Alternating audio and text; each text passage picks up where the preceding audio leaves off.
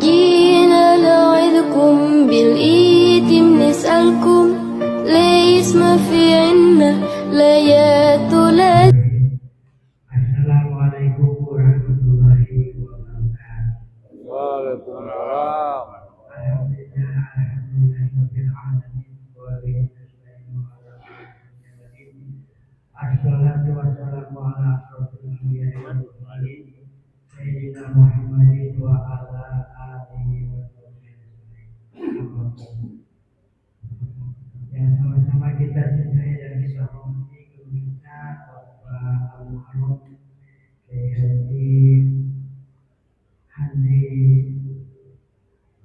Ramadian Badan Ekonomi Manajemen Minister Malaysia.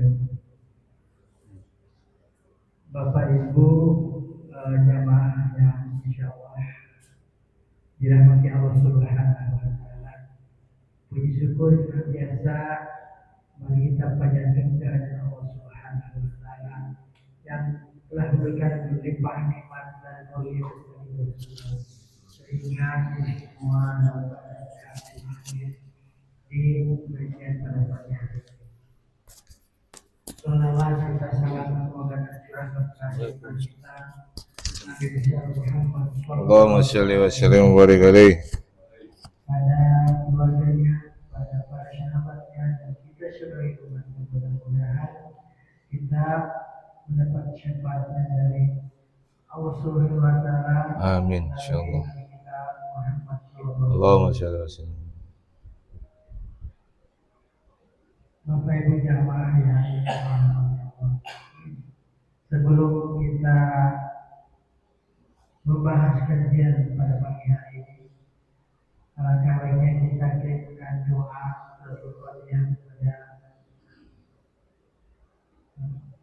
almarhum dan almarhumah, orang tua kita yang sudah meninggalkan atau mewakafkan tanah ini untuk dijadikan masjid atau yaitu masjid Hidayah.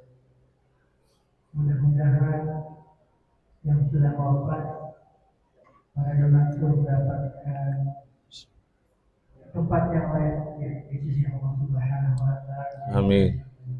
Dan kita doa juga untuk kita semua yang masih sehat, mudah-mudahan kita selalu senantiasa dijaga kesehatan kita dalam lindungan Allah Subhanahu wa Ta'ala dan dikuatkan ketakwaan kita kepada Allah Subhanahu wa Ta'ala. Amin. Allah hadinya wa yang melihat al-barat ya.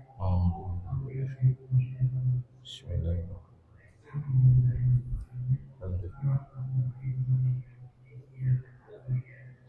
Iya.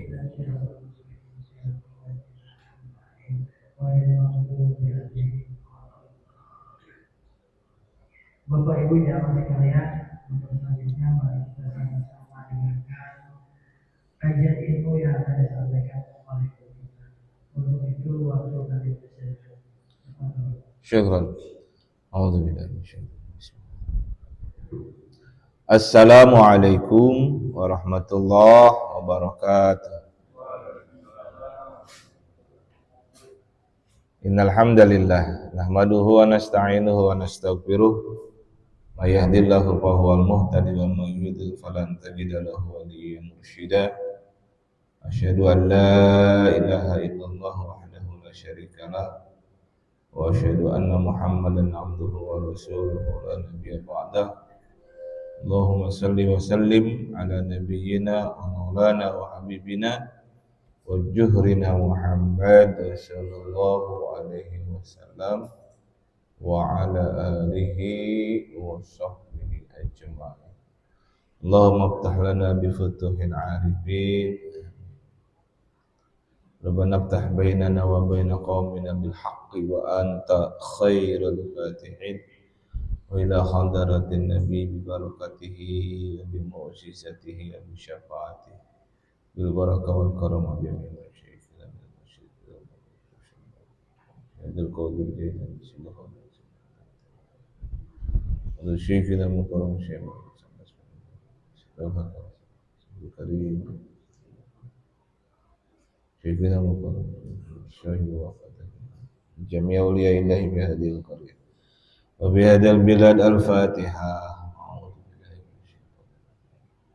بسم الله الرحمن الرحيم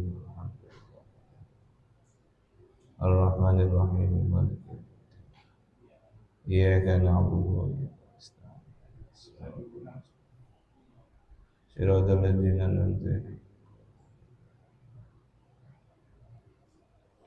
Para bapak dan saudara-saudaraku sekalian, jemaah salat subuh Masjid Nurul Hidayah yang insyaallah semoga senantiasa dirahmati oleh Allah Subhanahu wa taala. Kita berdoa semoga kita semua diistiqomahkan dalam kebaikan, dijauhi dari kemaksiatan. Amin. Allahumma. Jamaah dirahmati Allah, mumpung yang nanya ada di sini, saya jawab dulu yang pernah ditanya tentang keharaman waktu sholat, waktu-waktu sholat yang diharamkan atau waktu-waktu yang dilarang untuk melakukan sholat. Sebelum kita lanjutkan hancak kita, dalam hadis Rasulullah Muhammad Sallallahu Alaihi Wasallam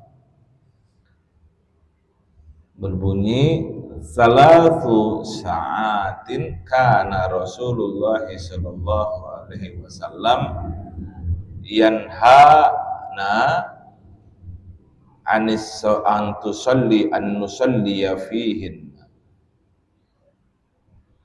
Saya ulang, salatu sa'atin kana Rasulullah Sallallahu Alaihi Wasallam yanhana an nusalli fihinna au an naqbura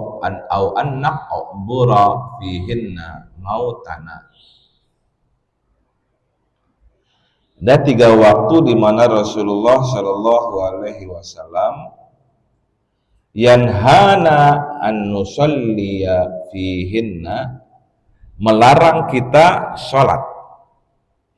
Ketika Rasulullah menyatakan melarang, berarti ini derajat hukum untuk tidak melakukannya kuat, ya,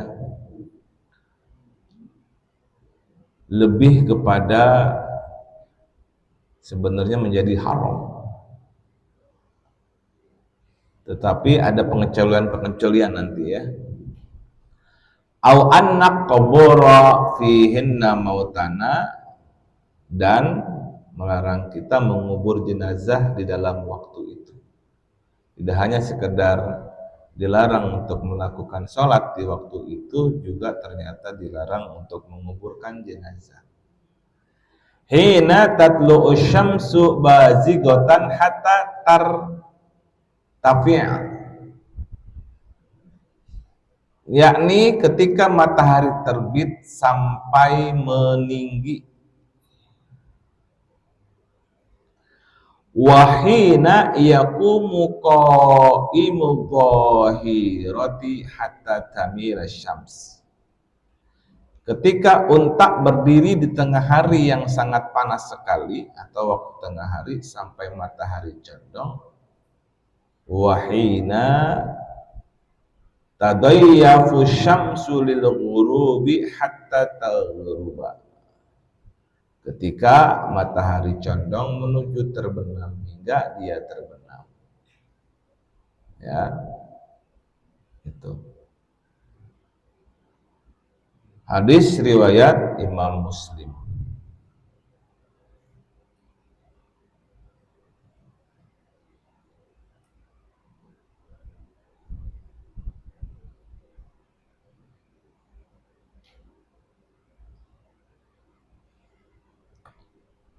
Ya.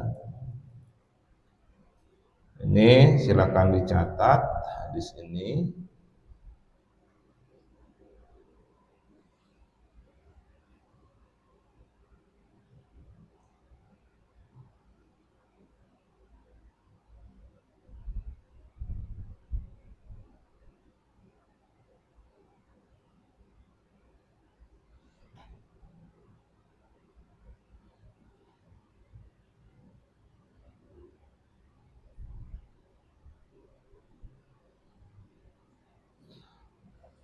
Ya, sebentar. Silakan. Kita mau salah satu Pak dalam masjid sebelum azan. Bolehlah salah Ya, nanti ada masuk dalam bahasan itu, Pak. Pertanyaan Bapak nanti ada masuk dalam bahasan. Jadi kita bahas, ya.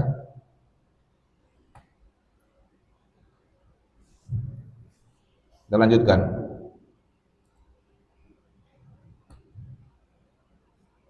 Pertama, ketika terbitnya matahari, waktu haram sholat yang pertama ini dimulai sejak mulai terbitnya matahari sampai dengan meninggi sekira ukuran 1 tombak. Dalam rentang waktu tersebut tidak diperbolehkan melakukan sholat, namun bila posisi tinggi matahari sudah mencapai 1 tombak, maka sah melakukan sholat secara mutlak.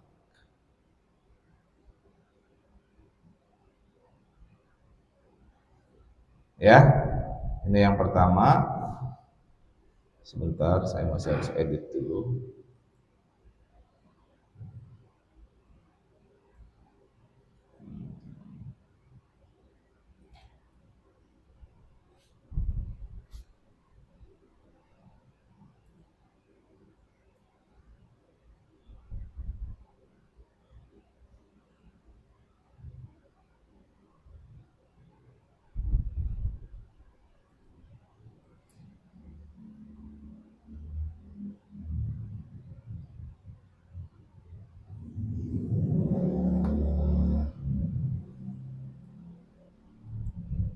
Oke.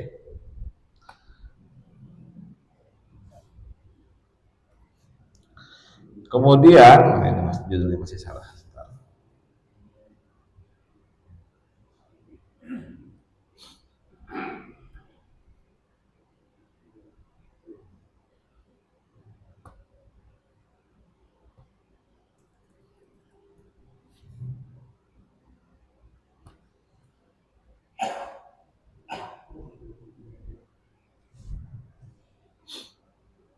Lanjutkan ya.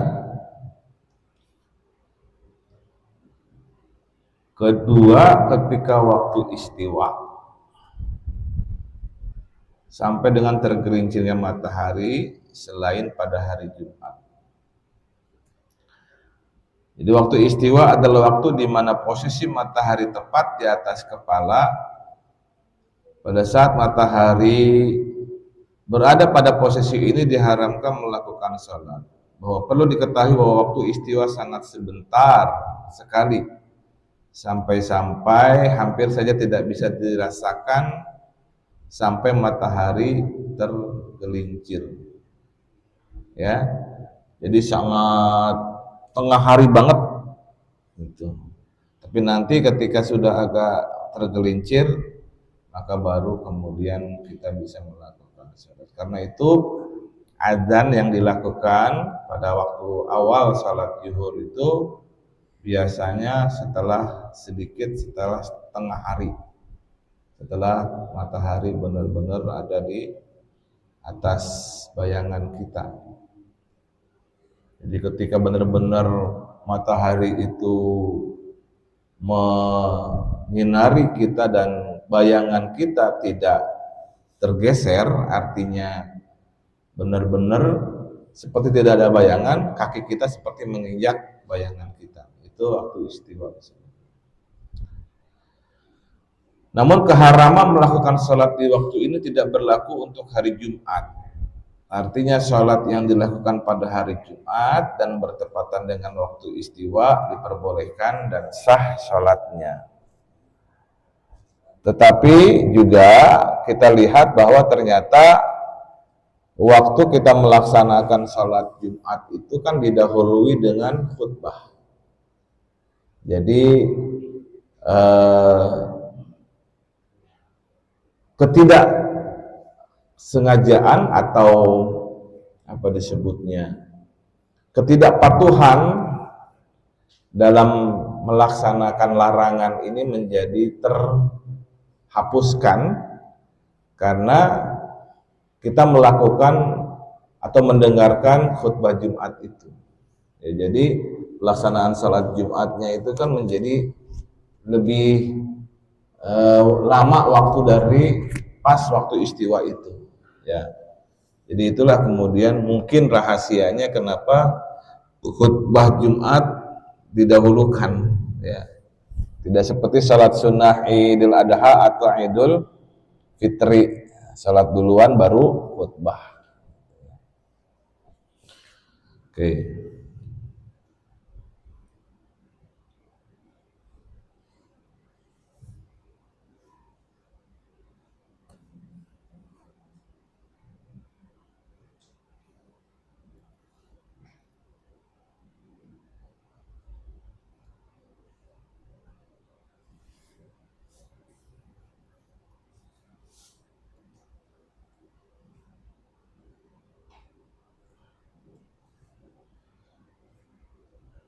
Ketiga, ketika matahari berwarna kekuning-kuningan sampai dengan tenggelam menjelang maghrib, ya. Makanya kita suka melihat orang-orang ingin melihat matahari sunset, ya, sunset. Nah, waktu sunset itu ketika kita ada di pantai terlihat itu kan matahari agak kekuning-kuningan, ya, tidak bersinar terang banget. Nah, itu diharamkan melakukan salat. Ada lagi tambahan, setelah melakukan salat subuh sampai dengan terbitnya matahari. Kalau ini hubungannya dengan hadis yang melakukan salat isyraq, ya, salat isyraq. Jadi hadisnya pernah kita ketengahkan kemarin dulu, bahwa setelah salat subuh la salata ba'da subuh, ada hadisnya seperti itu. Dilarang atau tidak ada salat setelah salat subuh. Nanti kita ini ya, kita detailkan. Keharaman salat pada waktu ini berlaku bagi orang yang melakukan salat subuh secara adaan atau pada waktunya. Paham? Keharaman salat pada waktu ini berlaku bagi orang yang melakukan salat subuh secara adaan atau pada waktunya. Waktu salat subuh mulai terbit fajar, ya. Mulai terbit fajar nih waktunya hingga terbit matahari. Orang melakukan salat subuh di awal waktu. Setelah melakukan salat subuh, la salata ba'daha. Sebagaimana hadis Rasulullah sallallahu alaihi wasallam, la salata ba'da subhi hatta tartafi'a syams, wa la salata ba'da al-asri hatta taghib asy-syams. Tak ada salat setelah salat subuh sampai matahari meninggi, dan tak ada salat setelah salat asar sampai matahari tenggelam. Hadis riwayat Imam Bukhari. Jadi hadis yang tadi, yang 3 waktu tadi ditambah dengan hadis yang ini, maka yang keempat waktu diharamkan salat adalah setelah salat subuh. Yang kelima, setelah melakukan salat asar sampai dengan tenggelamnya matahari. Sebagaimana diharamkan melakukan salat setelah salat subuh di atas, juga diharamkan melakukan salat bagi orang yang telah melakukan salat asar secara adaan atau pada waktunya.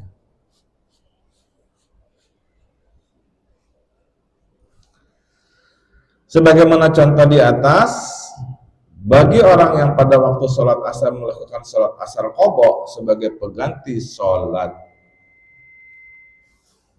asar yang belum dilakukan pada hari sebelumnya, maka ia diperbolehkan melakukan salat lainnya.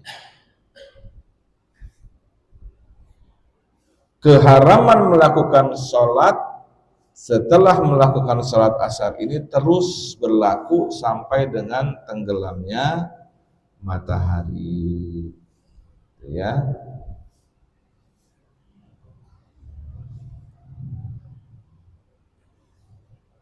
Bisa dipahami Pak, 4-5 waktu itu jadinya? Oke, nah terhadap pertanyaan Pak Nasirun, Pak Haji Nasrul, kita masuk kepada contoh kasus berikut.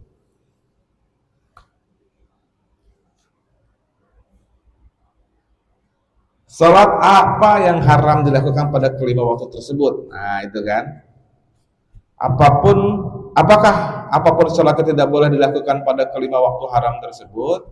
Nah, ulama menjawab, Syekh Muhammad Nawawi Banten dalam kata tersebut menuturkan bahwa salat yang diharamkan dilakukan pada kelima waktu itu adalah salat sunnah yang tidak memiliki sebab yang mendahului dan tidak memiliki sebab yang membarengi.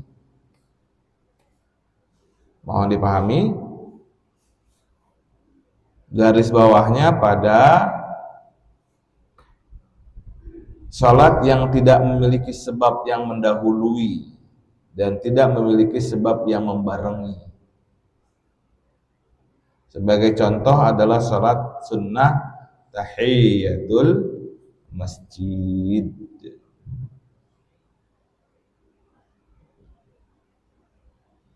Bapak setelah sholat asar pulang ke rumah, lalu kemudian datang lagi ke masjid mau sholat maghrib. Belum waktunya sholat maghrib, tapi masih antara sholat asar antara waktu asar sampai dengan maghrib. Kira-kira tadi pas matahari lagi menguning menuju tenggelam, masuk ke masjid sholat sunnah tahiyatul masjid, boleh. Hadirin, pengecualiannya di situ, boleh. Ini adalah sholat sunnah yang dilakukan karena adanya sebab yang mendahului sholatnya, yakni masuknya seseorang ke dalam masjid. Kapanpun seseorang masuk masjid, ia disunnahkan melakukan sholat sunnah tahiyatul masjid meskipun pada salah satu dari 5 waktu yang terlarang untuk sholat. Begitu ya. Ini keterangan dari Imam Nawawi. Maaf, dari Syekh Nawawi.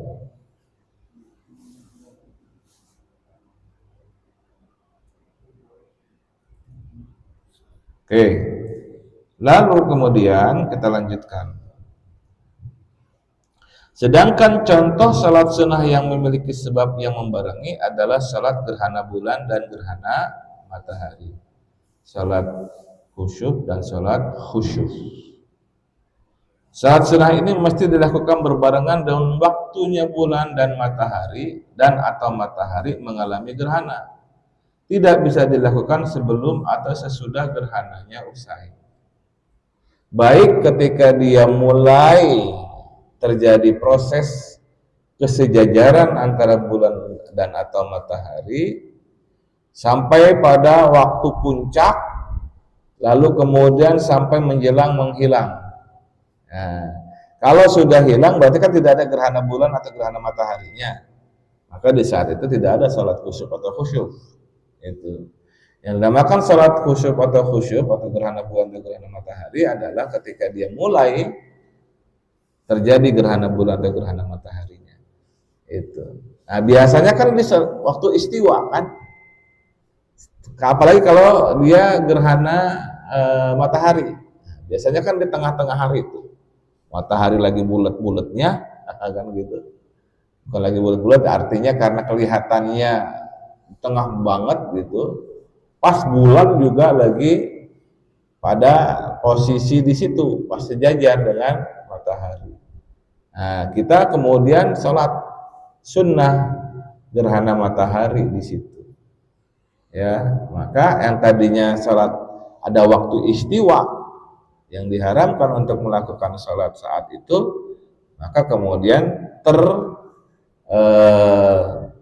terhapuskan karena kebolehan melakukan sholat sunnah yang membarengi.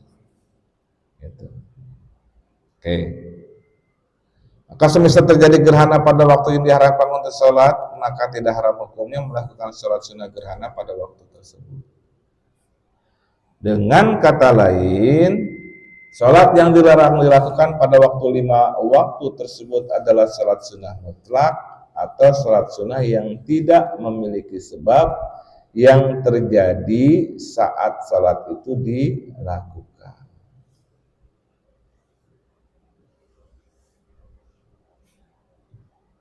Ya. Jadi kalau ada yang memiliki sebab atau membarengi sebab itu, maka salat sunnah bisa dilakukan.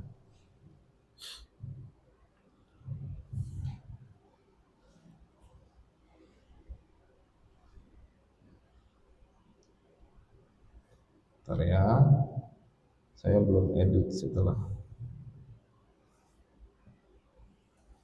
Nah, pertanyaannya sekarang adalah apa yang dimaksud dengan salat sunnah mutlak, gitu kan? Masih dalam kitab Syekh Nawawi disebutkan bahwa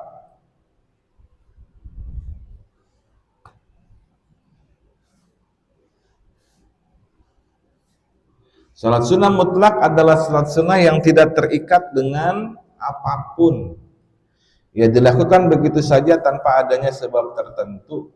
Sebagai contoh, ketika Anda memiliki waktu luang dan ingin mengisinya dengan ibadah kepada Allah, maka Anda bisa melakukan salat 2 rakaat atau lebih. Salat seperti ini disebut dengan salat sunnah mutlak. Kapanpun dan dimanapun Anda bisa melakukannya, hanya saja dilarang, ya, hanya saja dilarang dilakukan pada kelima waktu tersebut di atas. Itu ya. Sampai di sini bisa dipahami, Pak? Saya. Adapun salat sunnah yang memiliki sebab yang terjadi setelah dilakukannya salat, sebagai contohnya adalah salat sunnah safar. Ini salat sunnah yang dilakukan ketika seseorang hendak melakukan sebuah perjalanan. Sebab dilakukannya salat sunnah itu adalah adanya perjalanan yang akan dilakukan. Karena perjalanannya sebagai sebab, baru akan dilakukan setelah dilakukannya salat, maka salat sunnah safar tidak diperbolehkan dilakukan pada kelima waktu yang dilarang. Begitu ya. Itu. Jadi kalau untuk salat sunnah safar, sebabnya mendahului kegiatan, gitu. Maka untuk hal ini salat sunnah safar diusahakan tidak dilakukan pada 5 waktu tersebut. Itu bisa dipahami, Pak? Pak Nasrul mau menjawab pertanyaan Bapak? Penjelasan ini?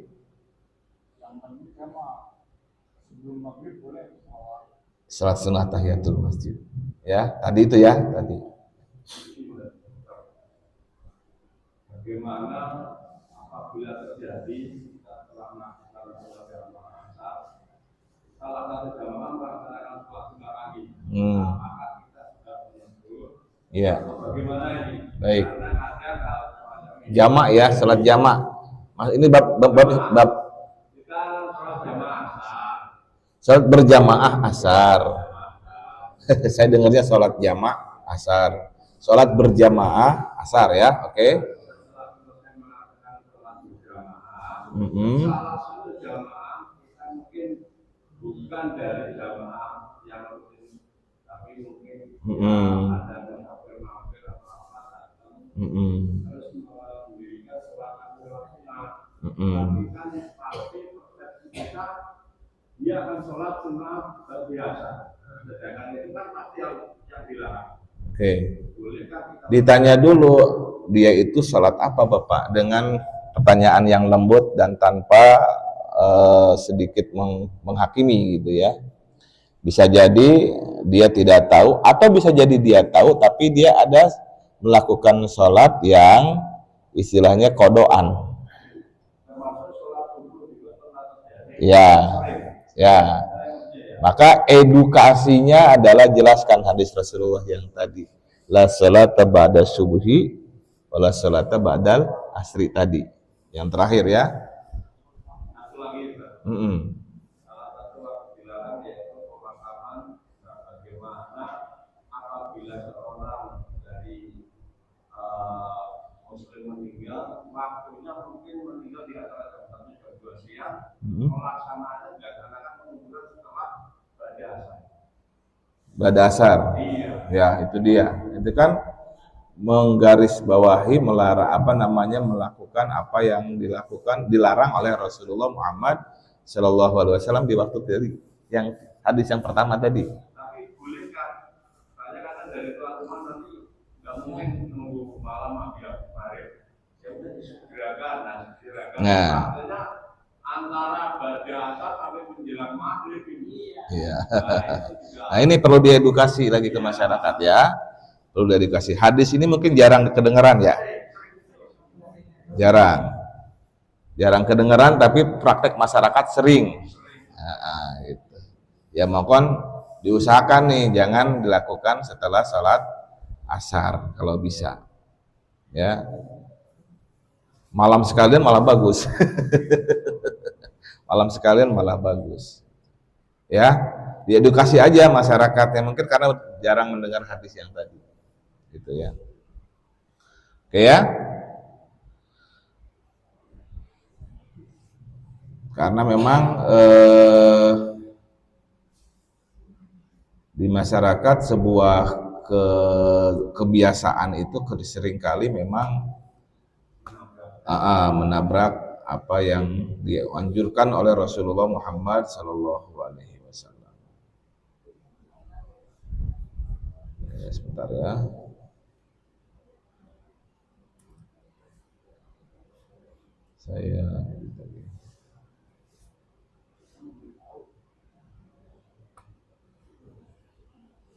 Nah, bagaimana kemudian kalau ternyata kita sedang ibadah umroh atau ibadah haji di Mekah? Ya. Ada hadis Rasulullah Shallallahu Alaihi Wasallam yang diriwayatkan oleh Imam An-Nasa'i. La tamnu'u ahadan tafa bihadal baiti wa shalla ayyaha sa'atin sya'a min lailin aw naharin. Jangan kalian larang seseorang bertawaf dan sholat di rumah ini, maksudnya di Ka'bah, di Makkatul Mukarramah, kapanpun ia mau, baik siang maupun malam, salah ini ya. Baik malam maupun siang. Jadi kalau misalkan antum lagi di Mekah mau tawaf itu kan sebenarnya kalau dia baru datang ke Ka'bah ya, itu kalau sudah ada di Mekah, di jajaran di lingkungan Ka'bah itu, maka dia masuk Masjidil Haramnya itu, kalau kita di Indonesia salat sunnah tahiyatul masjid. Kalau yang umroh atau yang haji, ketika masuk Masjidil Haram, maka tahiyatul masjidnya itu tawaf. Maka tawaf ketika waktu di 5 waktu tadi diperbolehkan. Di mana? Di Mekah. Ya. Itu sebagaimana hadis yang ini ya. Saya ulangi, la tamnu ahadan tawafa bihadal baiti wa shalla ayyaha sa'atin sya'a min lailin aw naharin. Jangan kalian larang seseorang bertawaf dan sholat di rumah ini, Ka'bah, apapun ia mau, baik malam maupun siang. Perlu diketahui juga bahwa keharaman melakukan sholat di 5 waktu tersebut tidak berlaku di tanah suci Mekah. Artinya di tanah suci Mekah seseorang diperbolehkan melakukan sholat apapun di waktu apapun yang ia mau, termasuk di salah satu dari 5 waktu yang diharamkan. Adapun di Madinah berlaku hukum sebagaimana umumnya tempat, tidak seperti di kota Mekah. Ya, termasuk ketika pernah saya ceritakan kepada bapak-bapak saat saya haji dan umroh. Sebelum haji dan umroh itu kan kalau setelah atau sebelum atau sesudah kan ada gelombang 1 dan gelombang 2 ya. Nah, saya masuk gelombang 2 yang ke Madinahnya belakangan. Gitu. Lalu kemudian ketika kita di Raudhah saat setelah salat subuh, Ada jamaah yang mau berdiri untuk melakukan sholat sunnah, askarnya langsung refleks dia, ya gitu kan, la sholata ba'da subhi, enggak ada sholat setelah melakukan sholat subuh. Maka si jamaahnya itu disuruh duduk kembali, lalu disuruh baca Quran atau suruh berzikir. Nah, beruntung tuh yang ketika di Raudhah setelah sholat subuh, ya waktunya panjang 1 jam, ya, lebih sekitar 70 menitan gitu. Bahkan dia sendiri memberikan instruksi sab'ina sa'atan, katanya gitu, 70 menitan setelah ini baru antum bisa melakukan sholat sunnah, katanya begitu. Nah, itu di Madinah. Di Mekah nggak pernah ada yang larang, ya. Setelah subuh antar tawaf lagi atau anda sholat sunnah lagi, nah itu tidak dilarang di sana. Karena ada kaitannya dengan hadis yang tadi, ya, dengan hadis yang jangan dilarang orang untuk melakukan sholat, melakukan tawaf atau sholat di rumah ini. Begitu ya. Ada pertanyaan selain ini waktu-waktu sholat? Silakan.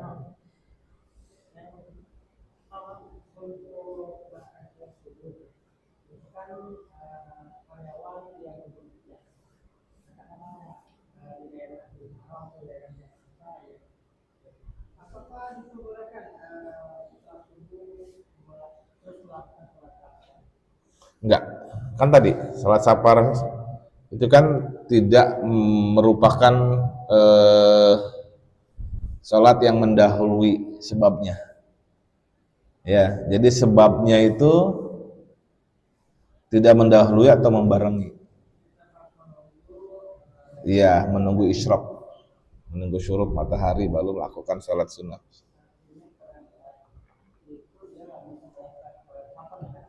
Iya.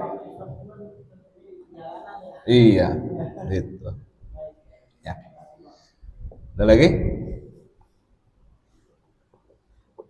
Pak guru mau ngajar, jam ngajarnya jam 6:30, misalkan begitu. Ya. Rumahnya nggak jauh dari rumah, dari sekolahan. Jalan kaki masih waktu lah. Tapi sebentar. Tapi kemudian dia mau lakukan sholat safar. Ya, tadi udah waktu isyraq selesai dia sholat safar, boleh kalau begitu. Karena ini ya, nih yang tadi saya ulangi,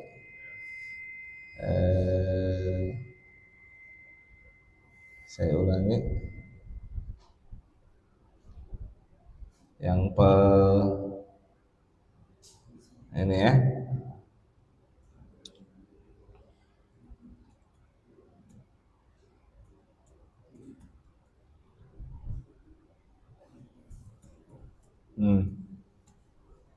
Ini yang safar nih. Karena kan kalau safar itu sebabnya itu ya dilakukan setelah, ya. Sebabnya terjadi setelah dilakukan sholat. Jadi sholat safar itu usahakan tidak di waktu yang dilarang. Gimana Pak Haji Nasrul? Tadi mau nanya. Gimana kalau subuhnya kesiangan? Ya. Iya. Kan tadi kita bilang bahwa sholatnya yang adaan, ya. Sholat subuhnya kesiangan. Dia bangunnya jam 5:30. 5:30. Masih waktu sholat subuh nggak? 5:30. Masih. Oh ya, waktu subuhnya sudah habis. Ada sebuah riwayat Rasulullah Muhammad SAW saat perang itu pernah sampai malam perangnya. Itu saking capeknya beliau istirahat tertidur, waktu subuhnya terlewat, ya, terlewat, beliau sudah lewatin waktu isyraq. Maka ketika beliau terbangun, beliau lalu segera lakukan sholat Salat fajar dan salat subuh. Salat sunnah qobliyah subuh dan salat subuh. Karena salat sunnah qobliyahnya subuh beliau tidak pernah tertinggal. Maka ketika beliau terbangun, waktunya matahari sudah tergelincir, gitu ya, sudah melewati terbit ya, sudah terbit matahari tapi melewati ombak, sudah masuk syuruk, maka beliau lakukan sholat. Nah, untuk yang hal tersebut ya menjadi contoh bahwa orang yang terbangunnya kesiangan ya segera lakukan sholat subuh ya, meskipun waktunya terlewat, disebut dengan kodoan ya, kalau adaan hadir pada saat itu, kodoan tidak hadir pada saat sholat di waktunya, begitu ya. Nanti hadisnya saya ketengahkan di materi ini ya. Ada lagi? Silakan. Waalaikumsalam. I'tikaf.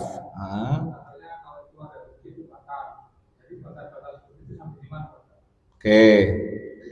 I'tikaf itu batasannya adalah lingkungan masjid. Ya. Ketika orang beriktikaf, maka dia sesuai dengan niatnya, iktikafnya mau sampai kapan? Ya. Kembali lagi kepada niat. Kalau niat iktikafnya adalah misalkan sehari semalam, dalam waktu sehari semalam dia tidak dianjurkan meninggalkan lokasi masjid. Tapi kalau dia meninggalkan lokasi masjid untuk buang hajat, misalkan ke WC dan WC-nya agak di luar lokasi kompleks masjid, itu masih dipahami sebagai lingkungan masjid. Gitu. Ya. Tapi kalau sudah masuk lingkungan rumah, ya lingkungan rumah, berarti kan sudah bukan lagi lingkungan masjid. Begitu. Batasannya begitu. Rasulullah Shallallahu Alaihi Wasallam i'tikaf. Pernah Rasulullah saat i'tikaf menjulurkan kepalanya untuk dikeramasi oleh istrinya. Pernah tuh. Maka beliau hanya menjulurkan kepala dari jendela antara rumah beliau ke masjid. Kepalanya ada di posisi rumah beliau, badan beliau masih di masjid. Itu ya, sampai segitunya beliau mencontohkan tentang batasan-batasan i'tikaf. Begitu ya. Tapi kalau niat i'tikaf, kalaupun kita ada di masjid, ini bab i'tikaf yang bahasnya. Kalaupun kita ada di masjid, supaya termasuk dalam pahala melakukan i'tikaf, maka dibolehkan niat i'tikaf meskipun beberapa saat di dalam masjid. Itu ya. Ini. Jadi kegiatan yang dianggap i'tikaf ketika kita berniat i'tikaf di masjid meskipun saatan, meskipun hanya sesaat. Maka misalkan ada orang yang istiqomah datang ke masjid sebelum azan, ya, lalu dia kemudian saat waktunya sholat, sebelum waktunya sholat, setelah dia melakukan sholat sunnah tahiyatul masjid, dia niat i'tikaf di masjid, maka itu berpahala seperti orang yang beriktikaf, gitu, meskipun hanya sesaat. Oke, ada lagi? Oke. I'tikaf pulang dulu karena rumahnya dekat. Rasulullah aja nggak pulang dulu, cuma julurin kepala doang gitu. Ya batal i'tikafnya, karena sudah di luar lingkungan masjid. Pulang dulu, nah, niatnya batal. Lalu kemudian setelah itu dia mau i'tikaf lagi, masuk lagi ke masjid, niat i'tikaf lagi, perbarui niat menjadi mau i'tikaf lagi, maka i'tikafnya berlaku pada dirinya. Begitu.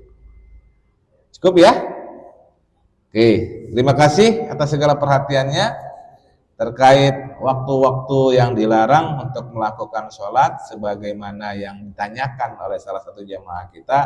Ini jawabannya ya. Kalau yang kemarin dalam kitab Fathul Mu'in hanya yukrohu, dimakruhkan gitu ya. Tetapi melihat hadisnya, derajat hukum untuk tidak melakukannya ternyata lebih tinggi gitu. Maka ketika ada pendapat ulama dan hadis Rasulullah, mana yang kita ambil pendapat terkuatnya begitu ya. Terima kasih, kita berdoa kepada Allah. Bismillahirrahmanirrahim. Allahumma shalli ala sayyidina Muhammad wa ala ali sayyidina Muhammad salatan tunjina biha min jami'il ahwali wal afat wa taqdilana biha jami'al hajat wa tutahhiruna biha min jami'is sayyi'at tarfa'una biha indaka la darajat wa tuballighuna biha sabila khairat. Innal ladzina yubayyi'unaka innama yubayyi'una fawqa aydihim wa man nakasa fa innama yankasu ala nafsihi wa man awfa bima ahada alaihi wa Allahumma ya Allah, anta sami' anta basir, anta syahidun alaina. Kau maha melihat, kau maha mendengar, kau maha menyaksikan kami semua yang berkumpul di pagi hari ini tiada lain mengharapkan ridha dan rahmat-Mu ya Allah. Curahkan segala ridha dan rahmat-Mu kepada kami semua. Jadikan kami hamba-hamba yang taat dalam ibadah, hamba-hamba yang istiqomah dalam ibadah, hamba-hamba yang takut kepada Engkau ya Allah. Rabbana dalamna anfusana wa illam taghfir lana wa tarhamna lanakunanna minal khasirin. Rabbana anzilna munzalan mubaraka wa anta khairul munzilin. Ya Allah, tempatkanlah kami di tempat yang penuh dengan keberkahan dan Kau adalah sebaik-baik pemberi tempat. Rabbana atina fid dunya hasanah wa fil akhirati hasanah wa qina adzabannar. Walhamdulillahi rabbil alamin. Yang hak datang dari Allah, yang keliru datang dari diri saya, mohon dimaafkan. Wallahul muwaffiq ila aqwamit thoriq. Wassalamualaikum warahmatullahi wabarakatuh. Bapak Ibu yang berkenan, alhamdulillah kita sudah ikuti kajian pada pagi hari ini. Mudah-mudahan menambah ketakwaan kita kepada Allah Subhanahu wa Ta'ala. Kita tutup dengan Doa kafaratul mazid. Subhanakallahumma wa bihamdika asyhadu an la ilaha illa anta astaghfiruka wa atubu ilaik. Wassalamualaikum warahmatullahi wabarakatuh. Waalaikumsalam warahmatullahi wabarakatuh. Alhamdulillah, Alhamdulillah, all praises to Allah, all praises to Allah. Alhamdulillah, Alhamdulillah, all praises to Allah, all praises to Allah.